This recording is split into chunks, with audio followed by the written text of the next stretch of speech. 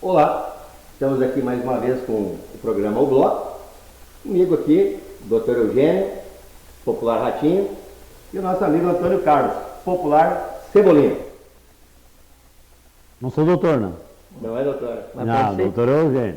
E na condução do programa, o popular Carrapicho. É isso aí. Bom, pessoal, entre tantos assuntos aí, né, que nós poderíamos trazer hoje para a pauta, me chamou a atenção ontem e eu confesso que fiquei bastante preocupado e muito triste, né?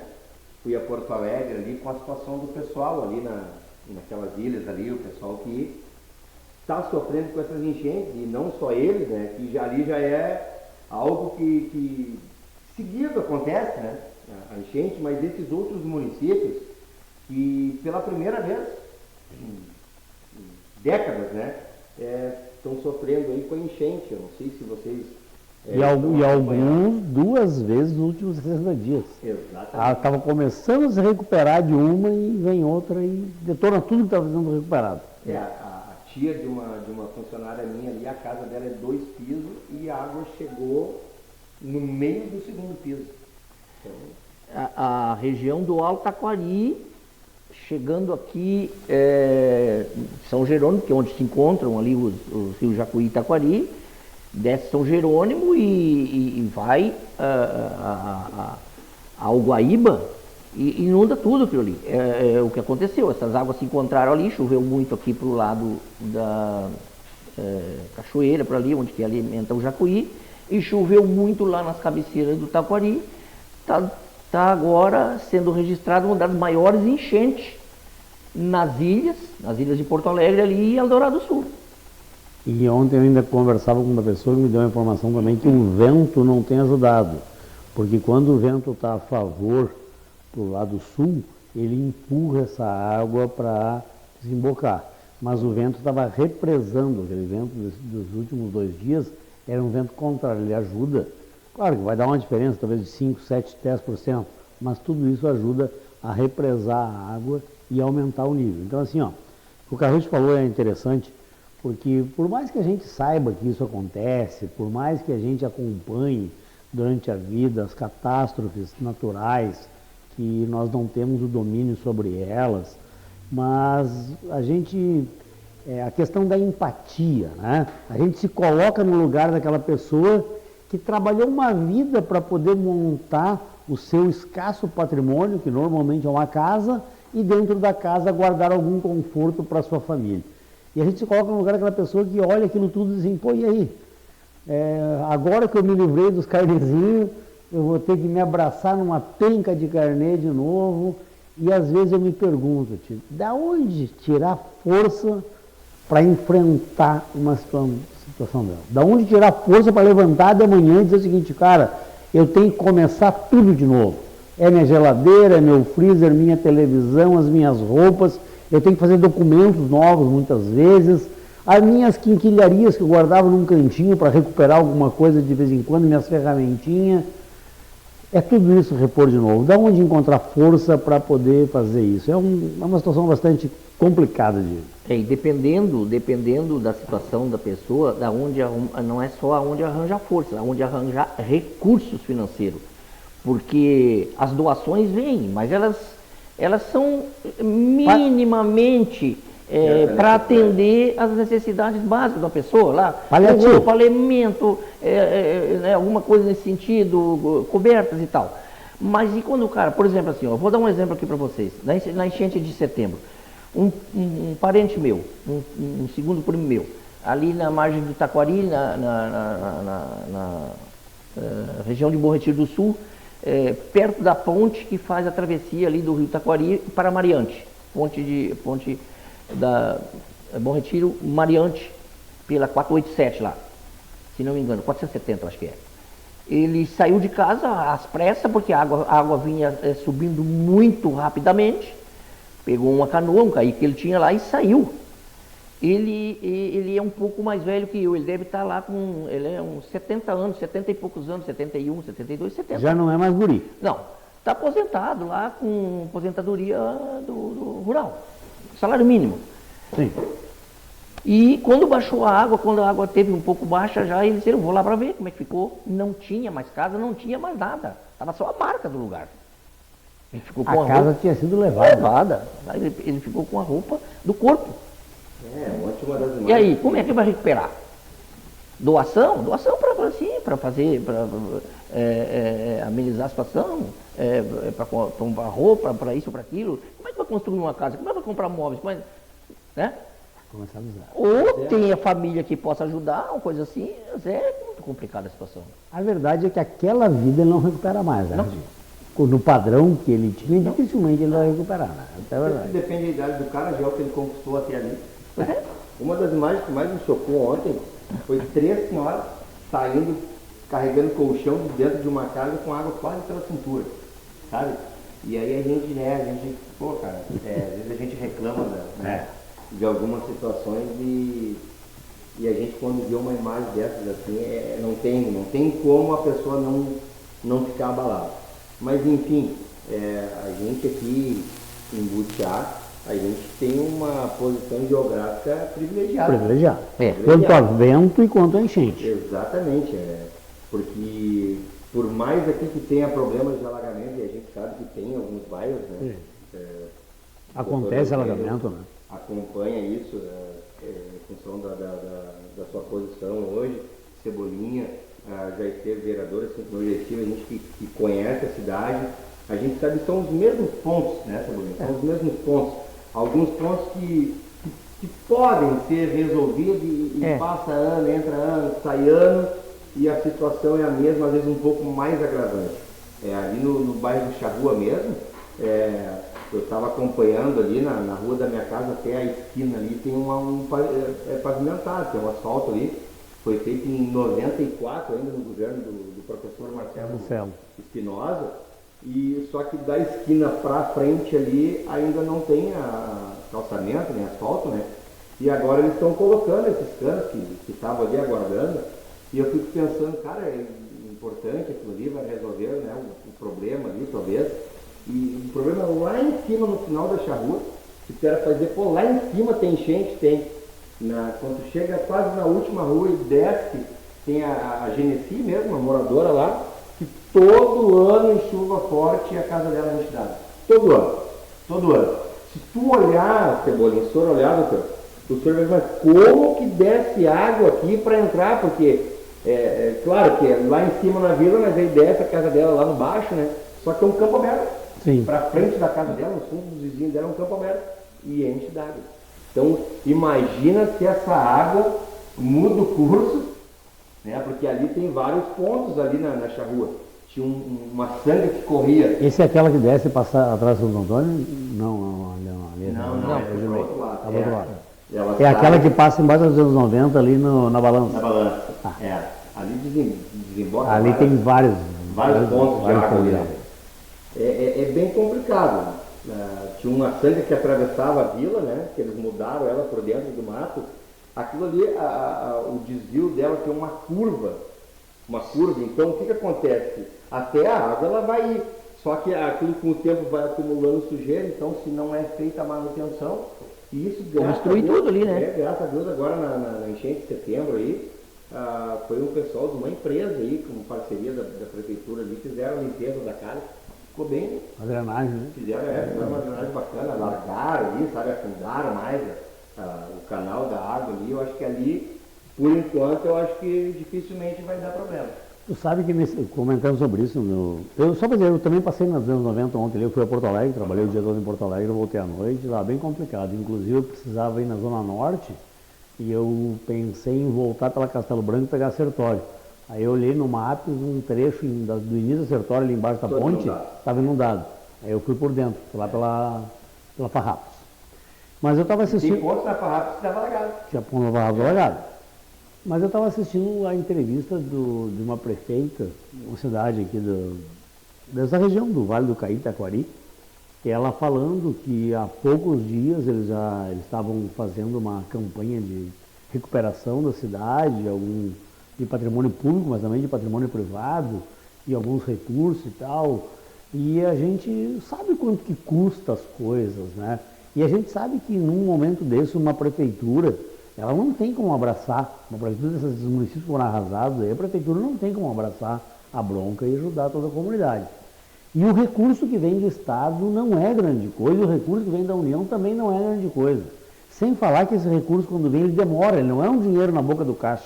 Não, ele é um recurso que vai levar 30, 60, talvez até 90 dias para chegar. E muitas vezes, quando ele chega dirigido para um tipo de consumo, que às vezes não é aquele consumo que a comunidade mais está precisando, mas é o que estava disponível. E o prefeito não vai negar, não vai dizer, não quero o recurso. Não, manda vir o recurso. Quando chegar aqui, a gente vê o que vai fazer, a gente dá um jeito. E é assim que as coisas acontecem. E a gente, observando isso com o passar dos anos, nós vemos o quanto nós somos despreparados na questão da administração pública para atender esse tipo de calamidade. Nós não temos um preparo no município, nem no Estado, nem na União, para realmente chegar a um grupo em bloco e dizer o seguinte, olha, nós vamos então levar vocês para um lugar adequadamente, vamos dar a documentação nova, vamos incentivar, vamos fazer 6 meses de um tipo de benefício, ou 1 ano, quem sabe, porque um cara, por exemplo, que é agricultor, que a terra dele foi inundada pela água, o que ficou lá do bicho dele? Mas aí entra a questão do planejamento, né? Por exemplo, eu estava acompanhando ali a questão da guerra que nós falávamos, o que Israel fez? Israel sabe que ele é atacado constantemente, né? Sim.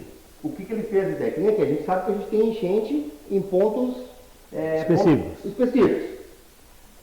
O que Israel fez para trazer segurança para o povo? Criou os bunkers, né? Bunker. Que se fala.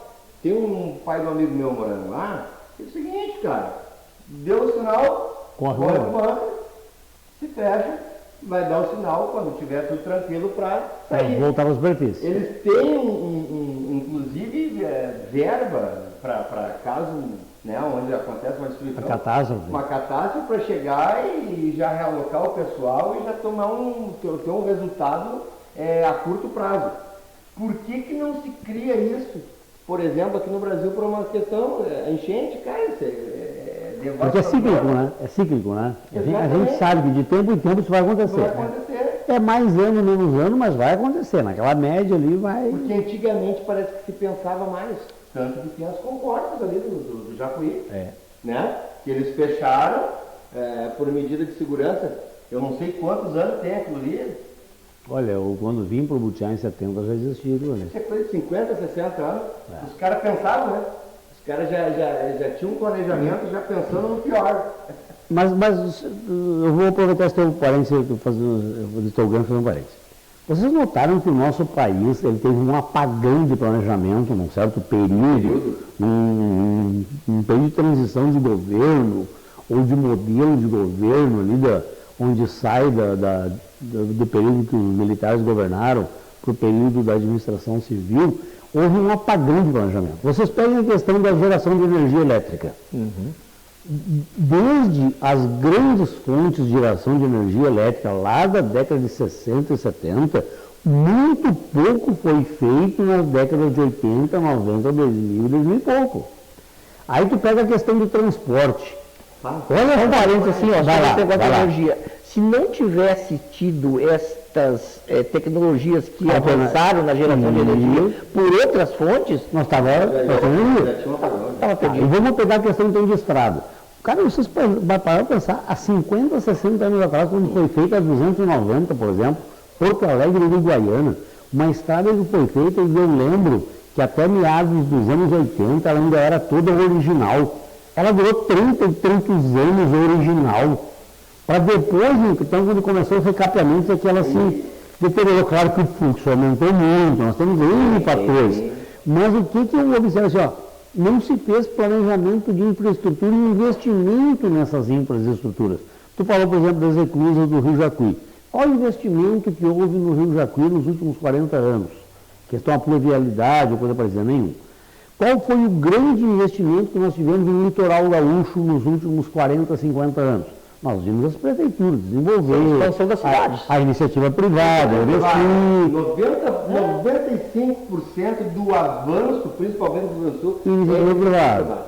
E assim tu vai indo de área em área e tu observa, claro, já se vê hoje, devido às novas tecnologias que estão avançando muito, já se vê alguns planejamentos, algumas áreas, até possibilidade de crescimento, mas tu observa que ali entre 80, 90 e 2000 foi um apagão de planejamento no país, um apagão de investimento, e nós estamos colhendo o fruto disso tudo. Porque era para nós estar mais avançado em algumas áreas, o país tinha que estar mais avançado em algumas áreas, porque o país não parou, ele não sofreu nenhuma catástrofe. Uma Alemanha que se reconstruiu de uma guerra, e outros países que conseguiram fazer isso, né? Então, assim, isso é uma coisa interessante para ser analisada, para a gente pensar, instigar as pessoas a pensar este modelo que nós vivemos. Né? O que mudou muito, né? Parou de se pensar, parou de acontecer o planejamento para ser investido dinheiro numa falsa cultura, em movimentos totalmente aleatórios, militância. Né? Parece que isso tem mais que... Chamados movimentos sociais, chamados sociais, que às vezes não são. Na grande maioria. Na grande maioria, eu ouso dizer que na grande maioria não são. Então, parece que mudou o foco, a prioridade, mas aí vem naquilo. A prioridade do governante, a prioridade daquele que está à frente. Infelizmente, a participação popular ela está ligada diretamente a isso, porque ela que decide, ela que escolhe. Eu acho que talvez por falta de analisar isso, de observar isso, né? De parar para pensar, mas por que num determinado período as coisas aconteciam? Que quando tu ouve alguém falando a respeito do assunto, sempre critica o passado. Eu faço um comparativo, tu falou da estrada, ela durou 30 anos perfeita, né? Tu pegar o asfalto da frente da minha casa, foi feito em 94. E as fotos que foram feitas aí há 2, 3 anos atrás, já totalmente deterioradas. Se perdeu a qualidade, né? Se perdeu a qualidade. E aumentou, parece isso daqui, se for analisar os valores pagos, é absurdamente diferente, né? Então, é isso que tem que Parece que é um momento que o mais importante é pagar do que ver o resultado, né? Parece que o mais importante é pagar e dizer que pagou e fez, do que realmente o resultado técnico e a qualidade daquilo que vai ser realizado. O grande problema que eu vejo nesse tema que vocês estão levantando aí, pegando esse exemplo, é a falta da administração pública, quando contrata para realizar determinadas obras, exigir a qualidade. E se está estabelecido lá num contrato, que os contratos sempre são bem feitos, o cumprimento deles, a realização daquela obra, atendendo aquelas ditames daquele contrato, é que não acontece. E os agentes públicos falam assim, nem aí. Então, eu pago e... O importante é pagar esse bem livre. Pagar esse bem livre ou pagar e pegar um pedaço. Na verdade, eu tenho até uma opinião formada sobre isso, mas está encerrando o bloco. Vamos deixar para o próximo bloco. Tá bueno. Então, até daqui a pouquinho, estaremos de volta aí com mais um bloco do programa O Bloco.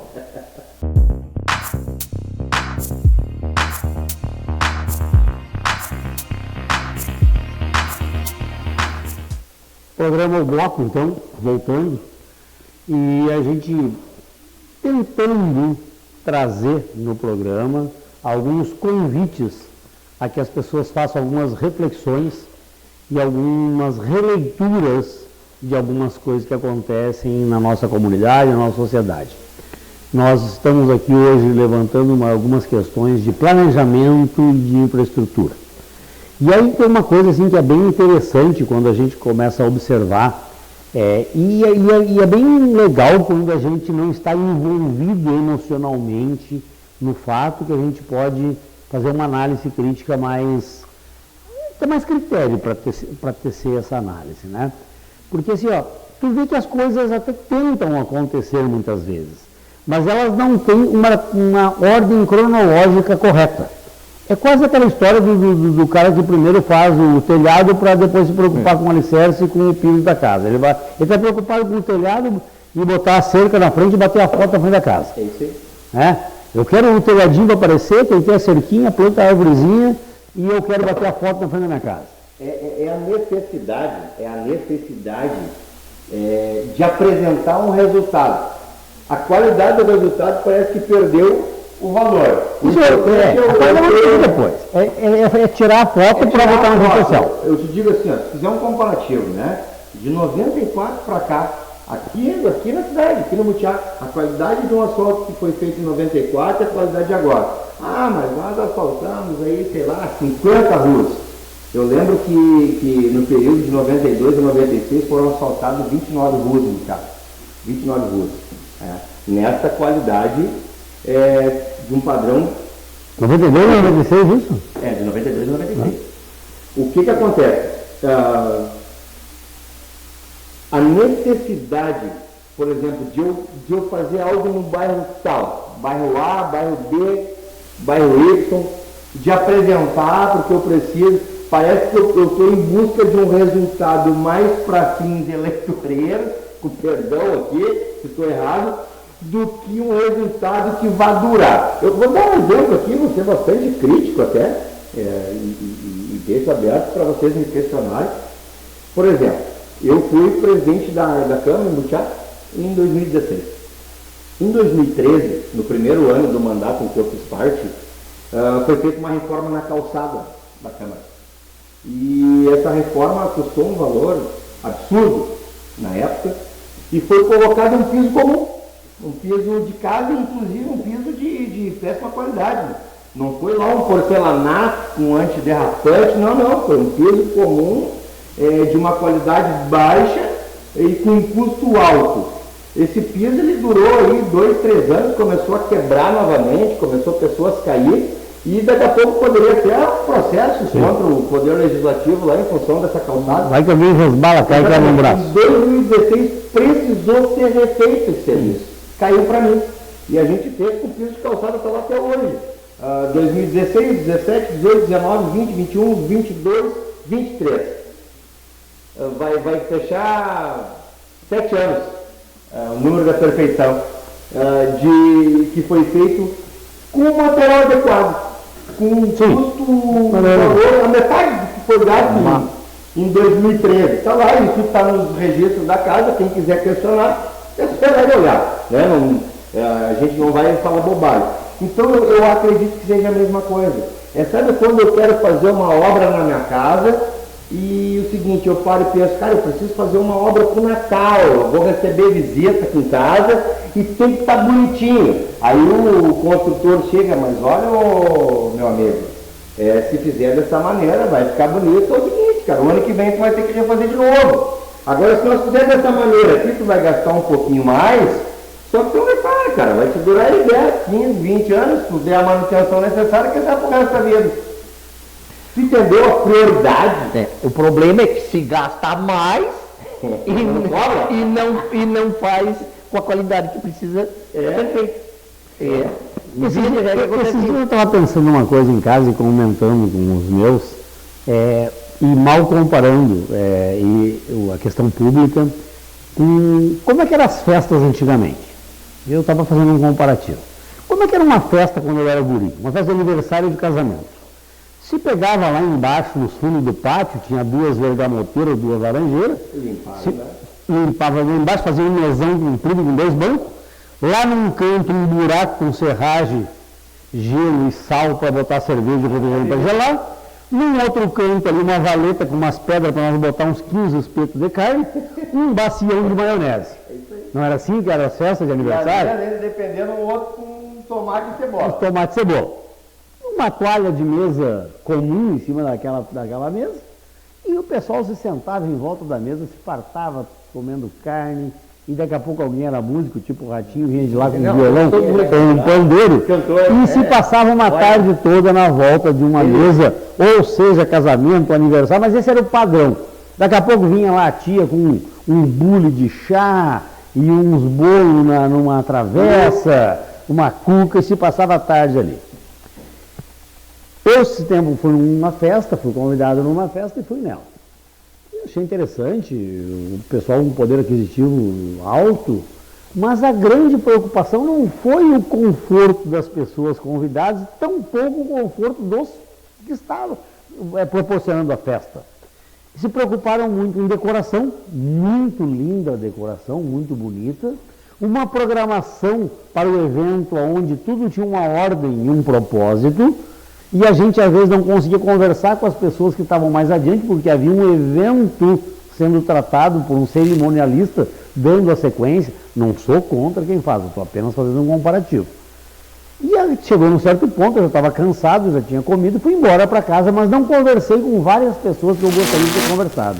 E também observei que aqueles que estavam fazendo a festa também não conversaram com as pessoas, porque estavam mais preocupados com a questão imagem, decoração, o cerimonialista dizendo como é que as coisas tinham que acontecer. Agora tu vem para cá, agora a fotografia é para tal lado, agora tem que fazer a fotografia de tal jeito. Como é que eu tenho visto ultimamente essa questão da administração pública? Ela está mais ou menos assim. Existe hoje uma preocupação. Vou tentar simplificar, não quero atingir ninguém. Até mesmo tem gente muito preocupada com a palavra que vai ser usada no direcionamento daquilo que vai se falar. O uso da palavra de como... Será que não é mais importante a palavra sendo utilizada como meio de comunicação para se dizer um ato que está se fazendo, para ver a comunicação direta daquele que fala com aquele que vai receber, do que ficar horas e horas falando sobre aquilo que não interessa, para lá no fim não entregar nada. É mais ou menos essa festa de hoje. É que é assim.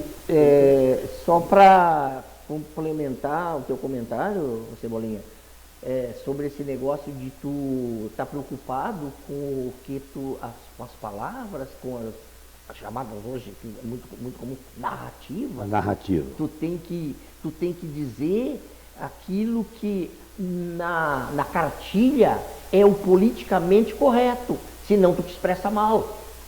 E tu pode ser, por ser expressado mal, todo o valor daquilo que está fazendo perde o valor por causa de uma palavra que foi colocada de uma forma errada. A preocupação, realmente, a gente nota, isso é frequente, principalmente dos agentes públicos, né, de estar seguindo uma cartilha, cumprindo aquela determinação do politicamente correto, do que passar uma mensagem que realmente interessa, que seja a verdadeira para o interesse de uma comunidade, o interesse de uma sociedade.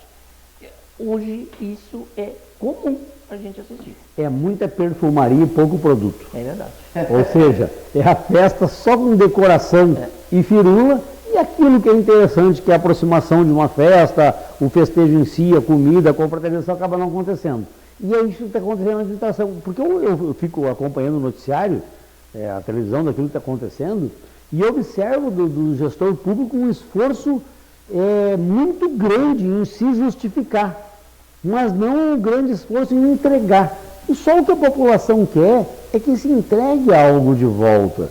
Se a gente paga imposto, a gente participa da comunidade, a gente vive no país, a gente vive aqui no estado, a gente faz parte deste conjunto todo, a gente só quer que aquele que é o agente público responsável por entregar o serviço para a gente, apenas o entregue. Se vai vir na entrega desta necessidade que eu tenho, a cartilha do politicamente correto ou a cartilha do politicamente incorreto, isso pouco importa. O que importa é a entrega do produto. E esse produto não está chegando até a gente. Tu sabe que é assim que eu me sinto. Isso é um fato. Voltando ali ao início ali sobre as enchentes, um fato que eu lembrei agora sobre a questão de Eldorado Sul. Eldorado Sul. Eldorado Sul. Até 2016, na gestão de Eldorado lá, 2012 a 2016, foi o prefeito Sérgio Munhoz. Ele tinha um planejamento, um projeto para fazer um dique ao entorno da cidade. Pô, cara, eu acredito, eu não lembro certinho, mas eu acredito que o projeto estava pronto, que eles estavam a ponto de entregar... Em vias de fato de fazer, porque já tinha valores, já se falava em valores da obra, o custeio dessa obra. E uma coisa que eu vi ontem e eu nunca tinha visto, eu estou com 45 anos, desde os 15, 16 eu viajo bastante para Porto Alegre, aquele viaduto ali da entrada de Eldorado tinha um rio. Tinha um rio embaixo. Exatamente. Sabe aquela que a gente dá de malandro? Eu não estou sabendo por que está trancado. Eu entrei naquela marginal ali, por baixo, quando eu chego perto do posto, opa, tive que voltar. Posto que era o que era, estava cheio d'água embaixo. Cheio d'água, não tinha como eu atravessar. Ontem, uma pessoa que seguidamente está por Eldorado e faz esse trajeto semanalmente, se não 2 vezes ou 3 até por semana, me disse que, pessoa com 55, 56 anos, me disse que eu nunca vi uma água na altura que estava aquilo ali na chegada de Eldorado. Até me disse, por exemplo, assim, tu sabe ali aquela empresa, daquela revenda da Scania, a Suvesa? Sei. 2 metros de água naquele prédio ali. Eu nunca vi, eu nunca vi isso. Né? Isso está falando da ponte. Por baixo da ponte era um rio que estava passando. Do viaduto, melhor dizendo. Então, quer dizer, são fenômenos que por décadas a gente não sei se aconteceu há mais tempo. Mas teve gente que lembrou desse dia, certamente. Com certeza. Porque olha só, as enchentes já eram preocupantes. Aquele arredor ali do centro, aquele sempre sofreu. Tem um rapaz aqui do Butiá, cara, da Charrua, o Daniel, amigo meu, Daniel Oliveira, hoje mora aqui no Country Club. Ele tem uma casa lá e morava lá. Trabalhava em Porto Alegre, então ali Eldorado é uma cidade quase que dormitório. O pessoal trabalha em Porto Alegre e mora ali. Pela proximidade, mais fácil chegar ali do que alguns bairros dentro da própria Porto Alegre. E ele sofreu muitos anos com essa questão da enchente. Só que tu entra, tu anda 1 quilômetro ali para dentro, quando chega naquela principal, tu dobra à direita, naquela avenida das lancherias ali, onde tem bastante comércio ali. Era por ali. Agora não, agora ela veio para frente, avançou muito. Atravessou a BR por baixo. É que nem um senhor que está fazendo um serviço aqui em Butiá, que é de General Câmara, segunda-feira foi embora, que o pessoal da Defesa Civil ligou para ele, que quem morava em General Câmara era para ir embora, porque eles viam quase que certo, às 3 horas da tarde, fechar a estrada lá, bloquear a estrada, pelo risco de desmoronamento da ponte, que o rio Taquaril, Jacuí, eu não sei onde ali estava se encontrando. Então é um fenômeno diferente para esse tempo, né? E agora tu falou, com certeza ali, Eldorado do Sul, alguém lembrou do projeto do DIC. Com certeza, porque não tem como, eu lembro que isso na época, o Munhoz ali, ele usou até isso como material de campanha, era o projeto do plano de governo dele, fazia parte do plano de governo.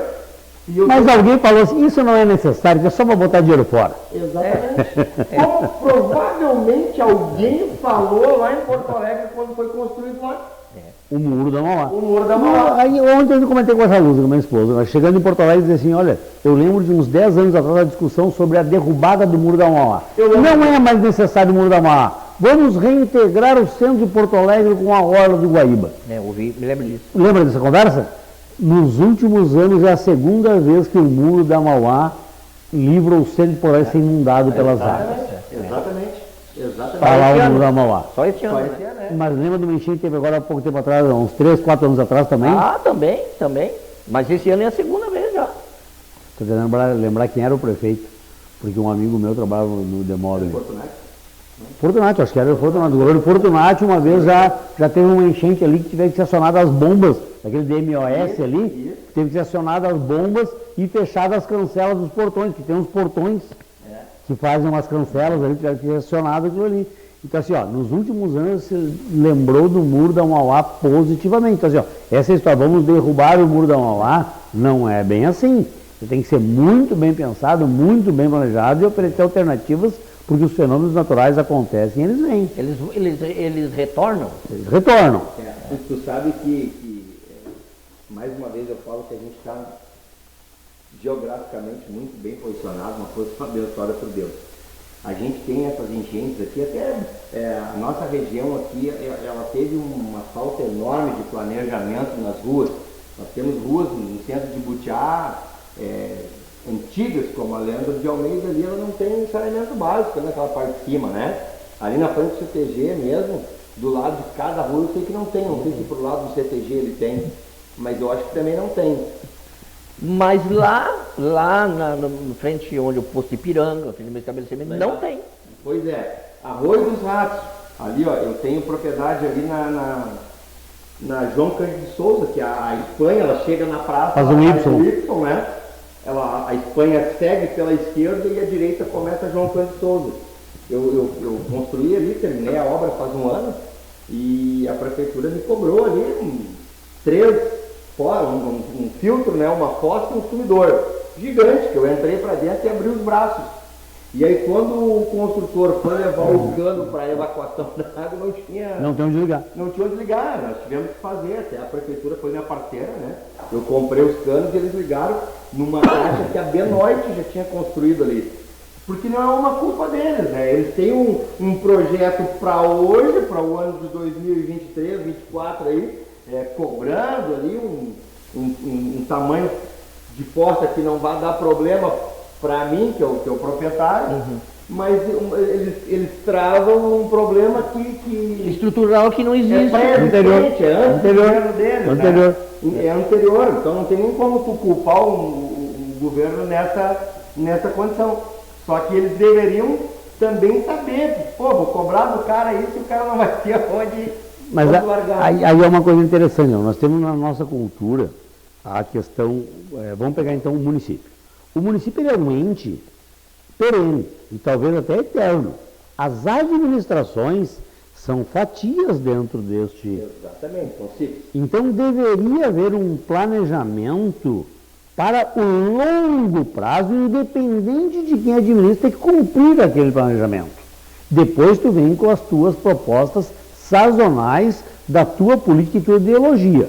Mas deveria haver um planejamento que fosse obrigatório cumprir aquilo. Como assim, uma grande planta que eu vou fazer os aumentos a cada tanto tempo, eu faço a adequação da minha planta, mas eu não posso fugir da minha planta original, que já foi planejada e concebida daquela forma.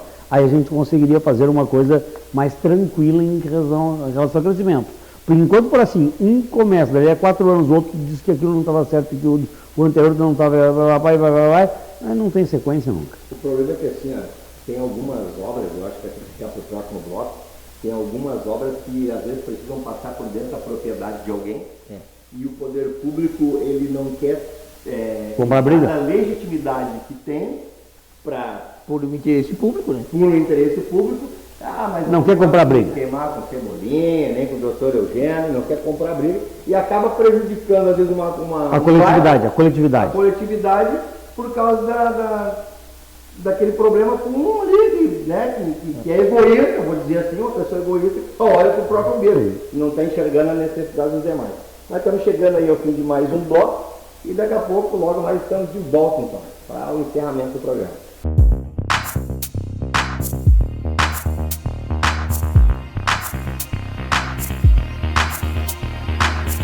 Estamos de volta, então, o nosso programa, o Bloco, onde a gente traz como proposta sempre algumas indagações, algumas provocações, alguns assuntos que são pertinentes nesse momento e que a gente quer levar até a comunidade, o mais importante de tudo, a necessidade de reflexão sobre esses assuntos. Importante não é a nossa opinião, importante não é o nosso posicionamento, a gente apenas comenta algumas coisas para que a pessoa que está assistindo o nosso programa se sinta instigada a refletir sobre esses assuntos.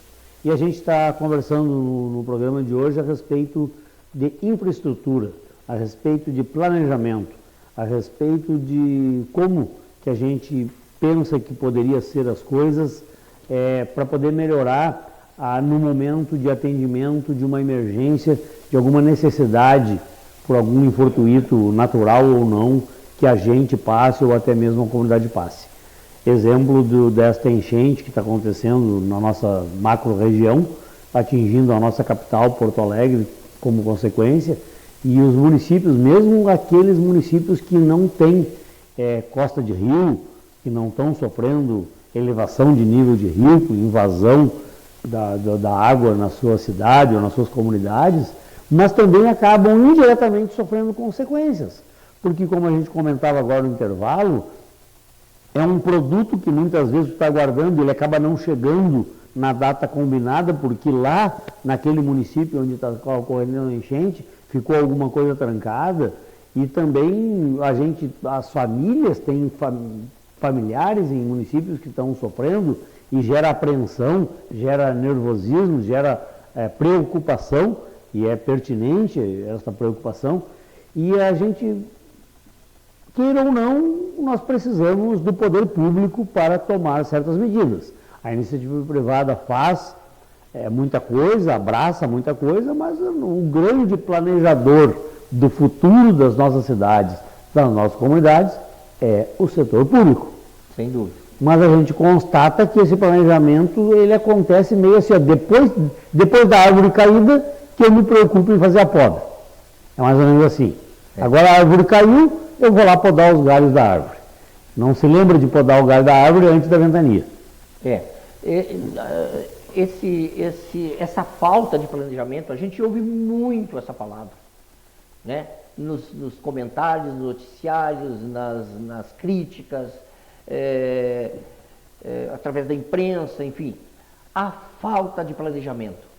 E realmente é o que se constata quando se enfrenta determinado tipo de situações com os eventos climáticos. Né? Aí é que aparece o problema. Aí é que aparece. Aí, mas ó, isso aqui era uma coisa que poderia ter sido evitado. Mas será que lá atrás não se percebeu, não se tinha essa percepção? Sim, era possível que se tivesse. Mas as pessoas, muitas vezes, que estão em determinadas funções, não dão a devida atenção ou não planejam adequadamente. Às vezes nem qualificação tem. Claro. Exatamente. Não são pessoas preparadas, qualificadas para estar em determinadas funções, cargos, e não fazem esse chamado planejamento preventivo de certos eventos que não precisam estar ocorrendo frequentemente para se ter essa visão. O preparo, o enfrentamento. Exatamente, porque, olha, isso aqui é uma região baixa, embora que aqui não passe um rio, mas ele acaba inundando e vindo aqui, então nós temos que evitar o povoamento, nós temos que preparar um sistema de drenagem, coisa nesse sentido, estou dando aqui hipóteses, né? E que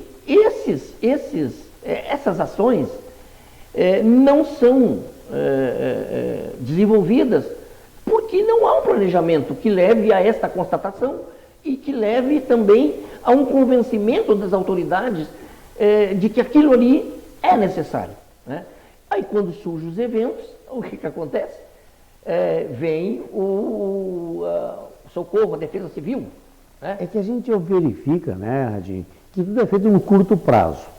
E essa questão de planejamento, normalmente ela acontece e ela é bem sucedida quando ela é feita a longo prazo. Sim. E as coisas são feitas assim, ó. Quando tem verifiquei um problema, vamos lá solucionar o problema. Qual a possibilidade desse problema acontecer de novo? Existe, é grande. Então já vamos começar a preparar as ações para que numa próxima eventualidade eu já tenha know-how, já tenha conhecimento de como eu vou agir, ou até vou evitar este fato.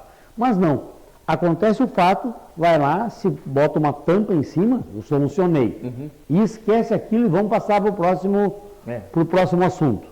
E acontece que aquele assunto que deveria ser analisado de como aquilo foi solucionado, como então evitar que aquilo aconteça, ele não volta mais à baia. Ele só vai voltar quando de novo ele for um problema grave, eminente. E assim a nossa administração pública vai vivendo desta forma. entra um governo com um pensamento, direciona suas obras para um lado. Um outro governo que entra depois daquele, se não é da mesma linha ideológica, não é da mesma simpatia quanto aquilo, esquece tudo aquilo de lado, porque agora eu vou para este lado. E não existe, então, uma diretriz doente município, doente estado, doente país, que deveria ser diferenciada da diretriz do governo.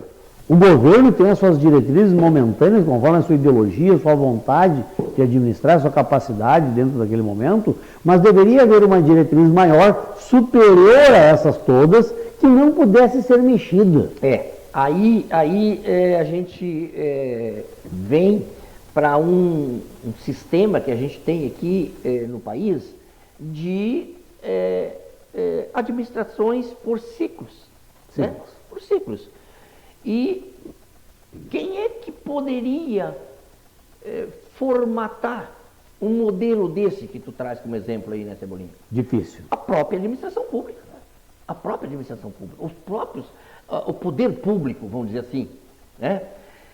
E daqui a pouco vem outros, não, mas aquele planejamento que foi feito lá, não, esse não me serve, não concordo, não me serve, não é desse jeito, assim, e muda. Então, até para isso, aí teria que se fazer um modelo de, vamos dizer assim, de constituinte.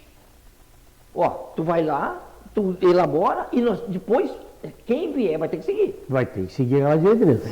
Mas isso acontece num modelo constitucional que a gente tem, dos constituintes ir lá elaborarem e votarem, e a gente tem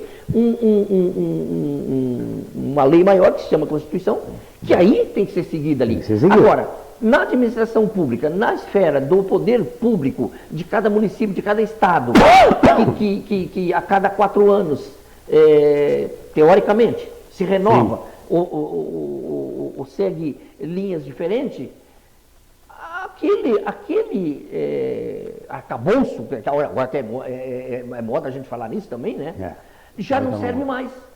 Já não serve mais. Então, não, esquece. Eu vou fazer o meu modelo. Eu quero deixar a minha marca. Então, esse é o grande problema. E aí, o que tu faz? Tu trabalha os problemas momentâneos por ciclos de cada administração, e aquele projeto que deveria se eleger como a ser seguido por todas as administrações, cada um melhorando o seu conjunto, aí ele é esquecido. Isso é o que acontece, via de regra é isso que acontece. E aí vem a natureza e cobra da gente. E a natureza cobra pesado. Cobra pesado.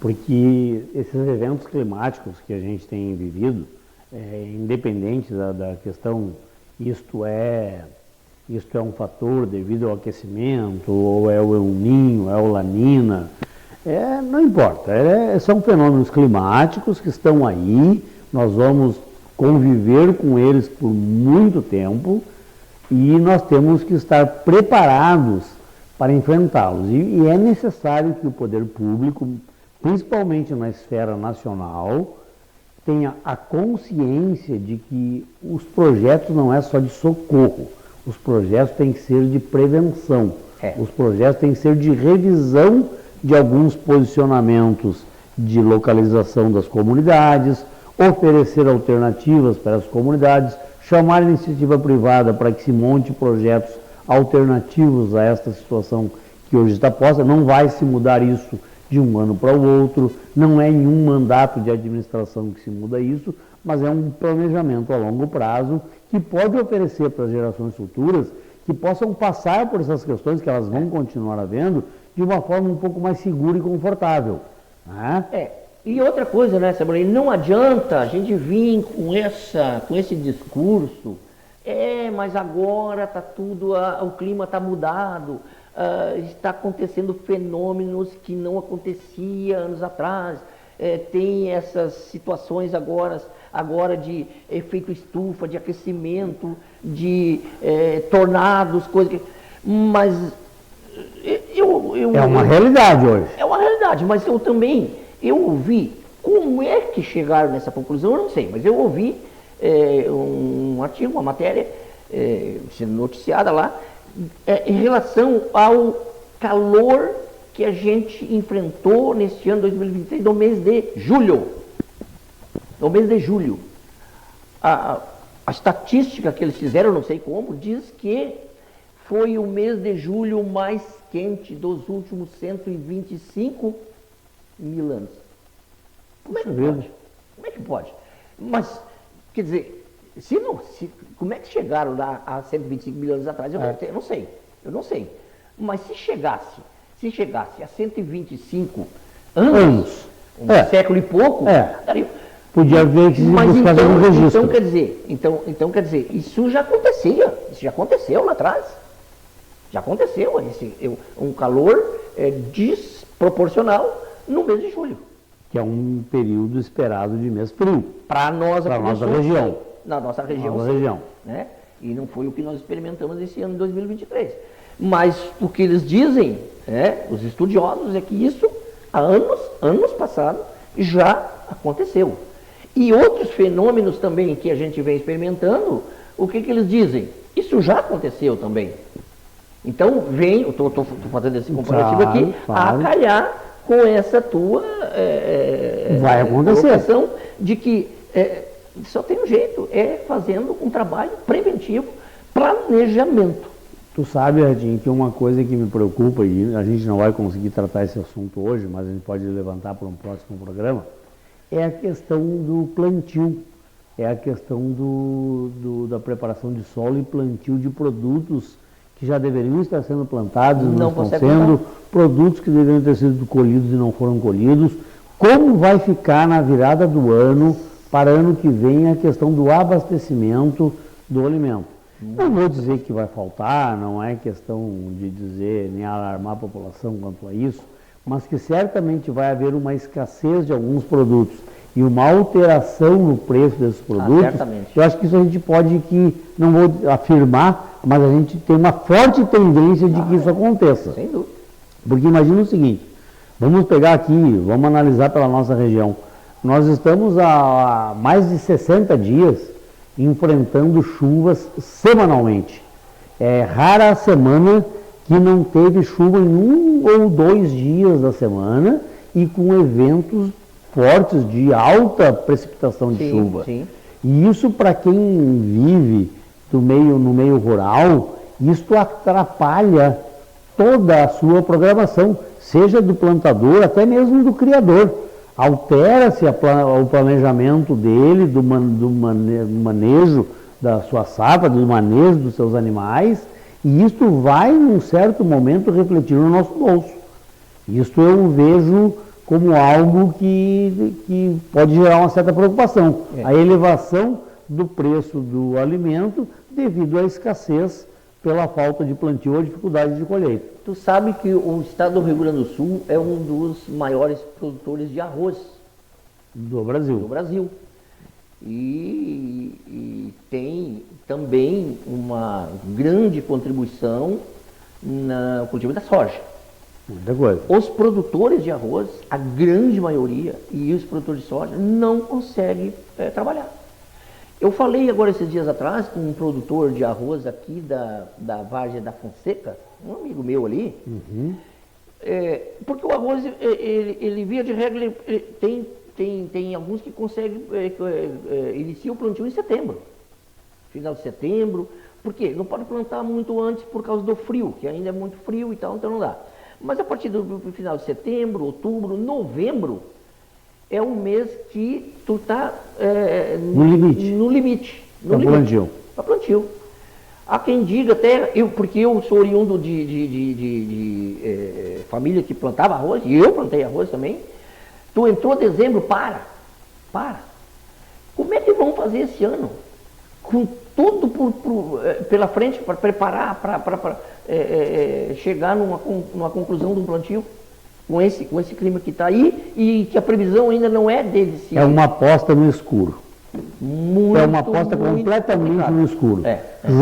Jogo todo o meu dinheiro do custeio nessa terra, jogo semente, arriscando vir uma chuvarada e levar tudo embora, não jogo, foi o que aconteceu ali agora recentemente, na várzea do Taquari, aqui nessa região de Taquari, município de Taquari, subindo ali para Bom Retiro do Sul, Cruzeiro, que é uma